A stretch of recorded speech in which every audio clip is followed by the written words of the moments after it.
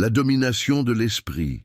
Aucune partie du corps n'échappe à la domination de l'esprit.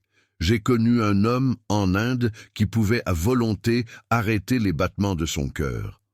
Aujourd'hui, cette faculté est bien connue dans les milieux de la recherche. Dans l'ashram, d'autres professeurs pouvaient transpirer à discrétion. D'autres pouvaient contracter ou dilater leurs pupilles.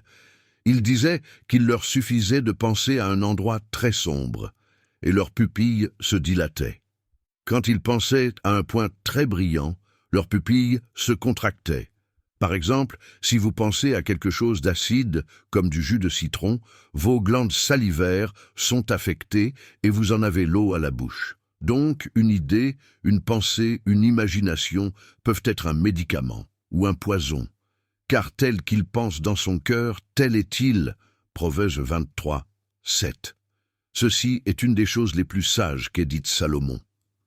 Tous les pouvoirs actifs et vitaux résident dans votre esprit subconscient. Étant donné un certain état mental, une condition physique correspondante s'ensuit avec la certitude infaillible de la loi de la cause et de l'effet. La pensée exerce un pouvoir sur tous les organes de votre corps, et ce pouvoir n'est pas reconnu par les masses. Vivre dans la vérité signifie passer dans la vérité et discerner la vérité. Il est important d'avoir à l'esprit que l'imagination est un mode de pensée, et que chaque pensée actualisée de par sa nature même tend à s'actualiser dans le corps. N'oubliez pas cette simple vérité. L'ennemi véritable, c'est votre pensée, créée par vous.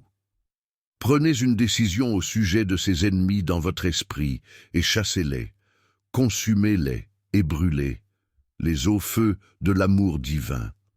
C'est idiot de croire qu'aimer vos ennemis signifie inviter chez vous des criminels, des violeurs, des assassins et des drogués, les amuser et les prendre dans vos bras pour leur dire combien vous les aimez. Cela serait absurde. Vous comprenez pourquoi ils agissent comme ils le font. Ils sont sous l'emprise d'émotions négatives, destructrices et déraisonnables. Vous comprenez qu'ils sont remplis de haine envers eux-mêmes et projettent cette haine sur les autres. Vous les regardez avec tolérance et compréhension. En aucune circonstance, vous n'approuvez leurs crimes, mais vous comprenez les forces malveillantes qui sont à l'œuvre dans leurs esprits.